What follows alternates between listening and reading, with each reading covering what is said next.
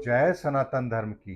प्रिय सनातनियों, आप सभी का स्वागत है हमारे इस कार्यक्रम में। सनातनियों, आपने सुना होगा, बहुत लोग कहते हैं कि ध्यान करो, ध्यान करने से लाभ होगा। किसी के पास जाओ तो वो कहता है अपने इष्ट को प्रबल करो, और कोई कहता है इन उपायों को अपने जीवन में शामिल करो। आखिर हम करें तो क्या करें? क्या केवल ध्यान करने से हमें हमारे कष्टों का समाधान मिल जाएगा, या केवल इष्ट की साधना करने से, पूजा करने से हमें हमारी समस्या का समाधान मिलेगा, या कुछ उपाय हम करेंगे, रीति रिवाजों को हम अपने जीवन में शामिल करेंगे, तब जाके हमें हमारी समस्या का समाधान मिलेगा। आखिर ये द्वंद की स्थिति क्या आपके साथ नहीं रहती है? तो सनातनी इस बात को समझिए कि जीवन के अंदर इन तीनों का क्या महत्व है, और क्यों ये तीनों चीजें आपके जीवन में शामिल की गई है।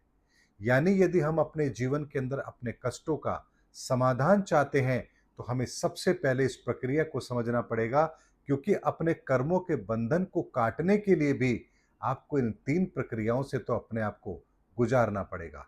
सबसे पहले बात आती है कि हम अपने भीतर उस ईश्वरीय ऊर्जा को कैसे धारण करें, जो हमें हमारे जीवन के अंदर मुक्ति का मार्ग देगी। तो उसके लिए सर्वप्रथम हमें ध्यान का रास्ता अपनाना पड़ेगा। यानी ध्यान के अंदर बैठना, नियमित ध्यान करना, ये हमारे लिए अत्यंत आवश्यक है, क्योंकि ध्यान की प्रक्रिया के अंदर ही ब्रह्मांड की वो ऊर्जा हमारे भीतर प्रवेश करती है, जो हमारे भीतर हमारी ऑरा को बढ़ाने का काम करती है, हमारे आत्मबल को बढ़ाने का काम करती है। लेकिन क्या इतना करने से ही हो जाएगा? अगर हम ध्यान करते हैं और हमारे भीतर ईश्वरीय ऊर्जा आ रही है, तो सनातन एक बात को समझिए, उस ऊर्जा को भी आपके शरीर के अंदर स्थान देने के लिए भी आपका ऑरा मजबूत भी होना चाहिए, और साथ में आपको ये भी पता होना चाहिए कि आपकी ऊर्जा का मुख्य स्रोत क्या है। क्या आप मंगल की ऊर्जा के मुख्य स्रोत से आए हैं, या आप चंद्रमा की मुख्य ऊर्जा को लेकर आए हैं, या सूर्य की आपकी मुख्य ऊर्जा है? यानी 7 ग्रहों के अंदर जो भी ऊर्जाएं होती हैं, उन्हीं में से एक ऊर्जा आपका लग्नेश होता है। इसीलिए अपने लग्नेश को, अपने इष्ट देव को मजबूत करेंगे, तो ईश्वरीय ऊर्जा जो आपने ली है, ये आपके भीतर बेहतर तरीके से काम करती है, और आपको आपके जीवन के अंदर बेहतर तरीके से अपनी समस्याओं का समाधान ढूंढने में आसानी भी होती है। लेकिन उसके साथ में ही तीसरी अवस्था और होती है कि हमारे शरीर के अंदर ही कुछ नकारात्मक ऊर्जाएं भी होती हैं, जो हमारे भीतर उन अवरोधों को पैदा करती है, जिसके कारण से हम अपने जीवन में बेहतर कार्य नहीं कर पाते हैं।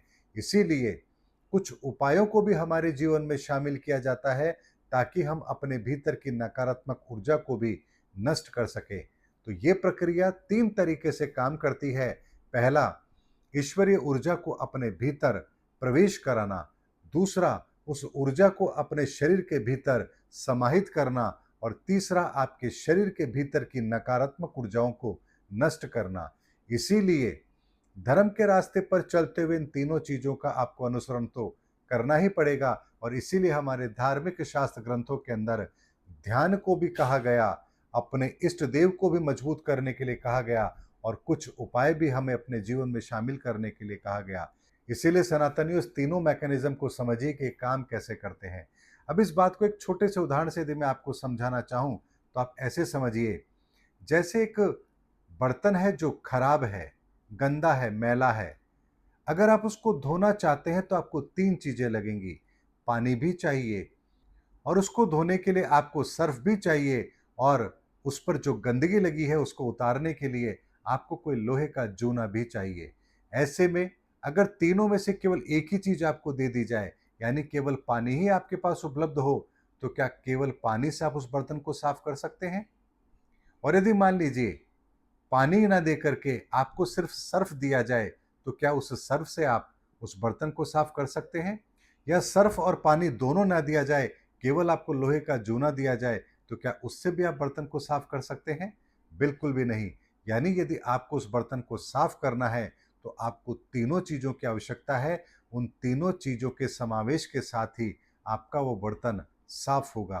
ठीक उसी तरह से हम अपने जीवन के अंदर भी ध्यान के माध्यम से ईश्वरीय ऊर्जा को अपने भीतर स्थान देते हैं।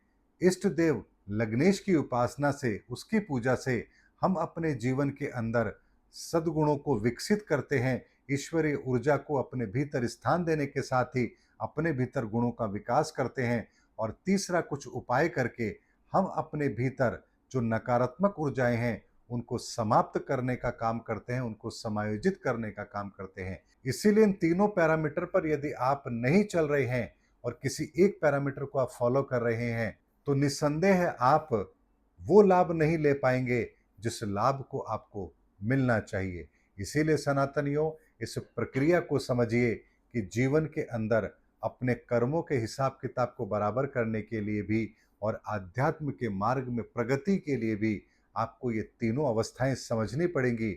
और तीनों अवस्थाओं के आधार पर आपको अपने जीवन के अंदर इन चीज़ों को शामिल करना पड़ेगा। इसके बिना ये चीज़ संभव नहीं है। उम्मीद करता हूँ सनातनियों, आज का मेरा वीडियो आपको ज़रूर अच्छा लगा होगा। अगले वीडियो में आपसे फिर भेंट होगी, तब तक हमारे चैनल पर बने रहिए। जय सनातन धर्म की, जय सनातन विश्व, जय धर्मयुग।